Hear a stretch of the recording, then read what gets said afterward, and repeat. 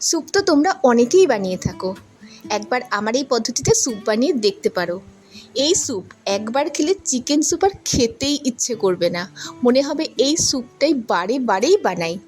এবং তোমার বাড়ির ছোট থেকে বড় সকলেরই এই স্যুপটারই রোজই প্রায় ডিমান্ড থাকবে। আহারে বিহারে চ্যানেলে আমি রিমা সকলকে জানাই স্বাগত। আজকের এই স্যুপের রেসিপির জন্য নিয়ে নিয়েছি সয়া চাং বা সয়াবিন, যেটাই বলো। এখানে আমি আমার আন্দাজ মতো বা প্রয়োজন বুঝে সয়াবিন নিয়ে নিয়েছি। তোমরা তোমাদের প্রয়োজন বুঝে আন্দাজ মতন খানিকটা সয়াবিন নিয়ে নিও। এখানে অ্যাপ্রক্স 150 মতন সয়াবিন রয়েছে। প্রথমেই সয়াবিনগুলো সেদ্ধ করে নেব। গ্যাসে জল অলরেডি বসিয়ে দিয়েছি, একটু একটু করে গরম হতেও দেখো শুরু করেছে। জলের মধ্যে দিয়ে দিচ্ছি খানিকটা লবণ। লবণ দিয়ে সয়াবিনগুলো দিয়ে দিচ্ছি, একটু নেড়েও দিচ্ছি। লবণ দিলে যেমন সয়াবিনগুলো নরম হয়, তেমনি সয়াবিনের ভিতরেও লবণটা ঢুকে তাকে আরও বেশি টেস্টি করে তোলে। সয়াবিন বা সয়া চাংগুলো একটু নেড়েও নিচ্ছি। 1 মিনিটের মতন আমি সয়াবিনগুলো ফুটিয়ে নেব। এদিকে দেখো সয়াবিনগুলো সুন্দর ফুটে উঠেছে, ফুলেও উঠেছে। গ্যাস বন্ধ করলাম, নামিয়ে নেব। গরম জল থেকে দেখো একদম ছেঁকে তুলে নিচ্ছি। সমস্ত সয়াবিন বা নিউট্রিলা যেটাই বলো, সবটাই তুলে নেওয়া হয়ে গেল। এবারে এই সেদ্ধ সয়াবিনগুলোর মধ্যে দিয়ে দিচ্ছি খানিকটা নর্মাল জল। নর্মাল জল দিলে হবে কি, সয়াবিনের সেদ্ধর যে গন্ধটা থাকে সেটা চলে যাবে।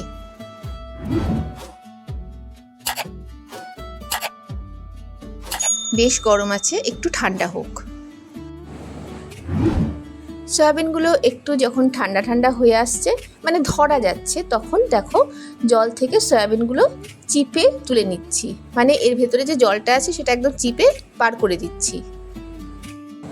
সয়াবিন থেকে এইভাবে জল চিপে বার করে দিলে হয় কি, রান্নার যে মশলাপাতি থাকে সেই মশলাটা সুন্দর মতন ঢুকতে পারে এবং সেটাকে আরও বেশি টেস্টি করে তোলে। পুরো জল চিপে সয়াবিনগুলো তুলে নেওয়া হয়ে গেছে। এবারে কড়াইতে দিয়ে দিচ্ছি 2 টেবিল চামচের মতন সাদা তেল। তেলটা ভালো করে গরম করে নিতে হবে। এখানে তেলের বদলে মাখনও ব্যবহার করতে পারো। তেল গরম হয়ে গেছে, দিয়ে দিচ্ছি তেলের মধ্যে বেশ খানিকটা রসুন কুচি আর আদা কুচি। রসুন কুচিটা আদা কুচির থেকে একটু বেশি নিয়েছি, তোমরা একটু বেশি দিও, খুব ভালো লাগবে খেতে। গ্যাসের আঁচ লোতে রেখে আদা রসুন কুচিটা একটুকাল ভেজে নিতে হবে, কিন্তু খেয়াল রাখতে হবে কোনোভাবেই যেন ভাজাটা পুড়ে না যায়, সেজন্য গ্যাসের আঁচ কোনোভাবেই বাড়ানো যাবে না। আদা রসুন বেশ কিছুক্ষণ কড়াইতে নেড়ে চেড়ে নিলাম। দিয়ে দিচ্ছি এবারে কিউব করে কেটে নেওয়া পেঁয়াজ। চাইলে কিন্তু ছোট ছোট গোটা পেঁয়াজও ব্যবহার করা যেতে পারে। পেঁয়াজ দিয়েও খুব হালকা করে ভেজে নেব, কিন্তু ভাজাটা যেন বেশি না হয় খেয়াল রাখতে হবে। একটু কাঁচা ভাব থাকবে, ঠিক যেরকম চিকেন স্যুপের ক্ষেত্রে আমরা করে থাকি সেরকমই ভাজাটা হবে, আর কিছুই না। এদিকে পেঁয়াজ আমাদের দেখো ঠিকঠাক ভাজা হয়ে গেছে। দিয়ে দিচ্ছি এবারে পেঁপে একটু ছোট করেই কেটে নিয়েছি। সঙ্গে দিচ্ছি আলু, যেমন মাংসের আলু আমরা কেটে থাকি তার থেকে একটু ছোট করে কেটেছি। গাজরও একদম ছোট ছোট করে কেটে নিয়েছি। বিনও দিয়ে দিচ্ছি।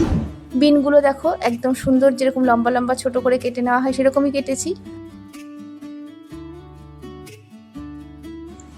সবজিগুলো যাতে তাড়াতাড়ি মজে যায় তার জন্য অল্প করে দিয়ে দিচ্ছি লবণ। এবারে একসাথে কিছুক্ষণ সাঁতলে নেব।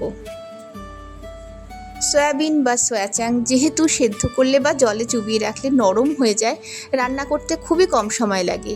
আর ঠিক সেই কারণে স্যুপের সবজি যেমন একটু বড় বড় কাটা হয়, তার থেকে অনেকটাই ছোট ছোট করে সবজিগুলো আমি কেটে নিয়েছি, যাতে তাড়াতাড়ি সেদ্ধ হয়, রান্নাটাও তাড়াতাড়ি হয়ে যায়।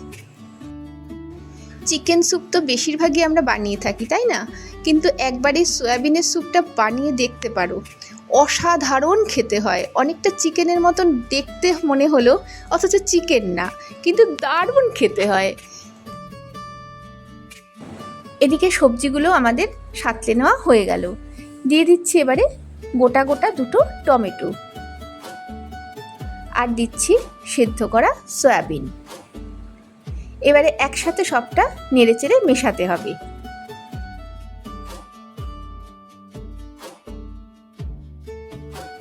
সবটা একসাথে ভালো মতনই সাঁতলানো হয়ে গেল। এবারে দিয়ে দিচ্ছি কিউব করে কেটে নেওয়া ক্যাপসিকাম। ক্যাপসিকামগুলো আগে দিলে গন্ধটা সেভাবে থাকে না, তাই পরে দিলাম। ক্যাপসিকাম দিয়েও আরও কয়েক সেকেন্ড সাঁতলে নিচ্ছি। সাঁতলানো হয়ে গেল। সেদ্ধ এবং স্যুপ যাই বলো, তার জন্য দিয়ে দিচ্ছি খানিকটা গরম জল।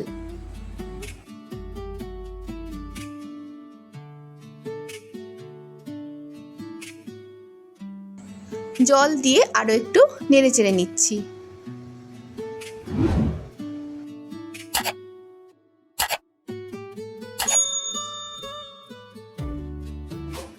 নাড়ানাড়ি হয়ে গেল। আঁচ লো টু মিডিয়ামে রেখে দিয়ে দিচ্ছি কিছু সময়ের জন্য ঢাকনা।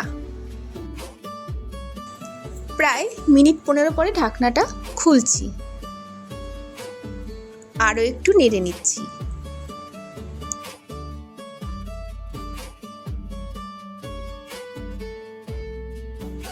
দিয়ে দিচ্ছি এবারে স্বাদ মতন লবণ। সবজি সাঁতলানোর সময় একটু লবণ ব্যবহার হয়েছে, কাজে সে আন্দাজে কিন্তু লবণটা দিতে হবে। লবণ দিয়ে সবটা আরও একটু নেড়েচেড়ে মেশাচ্ছি। মেশানো কমপ্লিট। আরও একটু ফুটতে দিলাম। আমরা জানি যে স্যুপ যত বেশি ফুটবে তত তার টেস্ট বাড়বে। 2 মিনিট পর আরও একটু নেড়ে নিচ্ছি।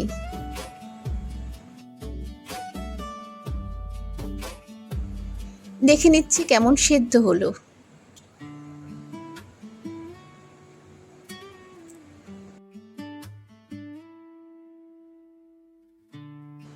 সবকটা সবজি সুন্দর মতন সেদ্ধ হয়ে গেছে।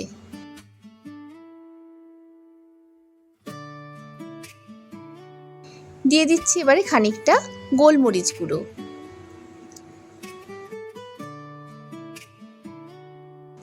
আর সঙ্গে দিচ্ছি গোটা কয়েকটা কাঁচা লঙ্কা। হাত থেকে স্লিপ করে যাচ্ছিল। এবার দেখো, আধখানা পাতিলেবু নিয়ে নিয়েছি, এর রসটা এর মধ্যে চিপে দিচ্ছি, আরও টেস্টি হয়ে গেল।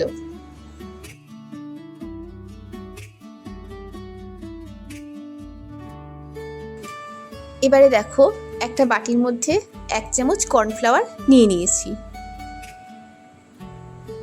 দিয়ে দিচ্ছি অল্প করে জল। ভালো করে গুলে নিচ্ছি। গোলা হয়ে গেল।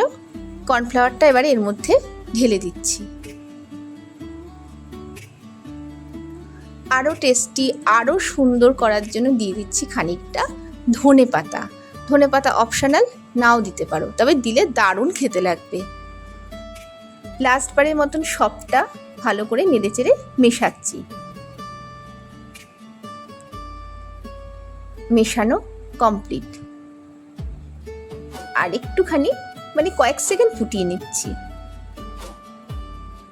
ব্যাস, আর না। গ্যাস এবার বন্ধ করলাম। 2 মিনিটের মতন আমি ঢাকা চাপা দিয়ে রাখছি। 2 মিনিট পর একটা পাত্রে পরিবেশন করে নিচ্ছি। এই এক বাটি স্যুপ থাকলে খাওয়াটা জাস্ট জমে যাবে। এটা ভিডিও করছি তো, তার জন্য একটু সাজুগুজু করিয়ে দিচ্ছি। আধখানা পাতিলেবু এর মধ্যে রাখছি, আর টেস্টের জন্য 1 চামচ মাখন দিচ্ছি। চাইলে মাখন কিন্তু তোমরা রান্নার সময় তো ব্যবহার করতে পারো, কিন্তু আমি অলওয়েজ নামিয়ে দিই, তাই আমি এখানেও তাই করলাম। এবারে রুটি, পাউরুটি যার সাথেই খাও না কেন, জাস্ট চোখ বুজে খাবে। তাহলে চিকেন ছাড়াও সয়াবিনের এই স্যুপ বা ভেজিটেবল স্যুপ, যেটাই নাম দাও না কেন, তোমাদের কেমন লাগলো প্লিজ কমেন্ট করে জানিও। ভালো লাগলে বাড়িতে একবার এই স্যুপটা ট্রাই করতে পারো। পাশাপাশি আত্মীয় স্বজন এবং বন্ধুদের মধ্যেও রেসিপিটি শেয়ার করতে পারো।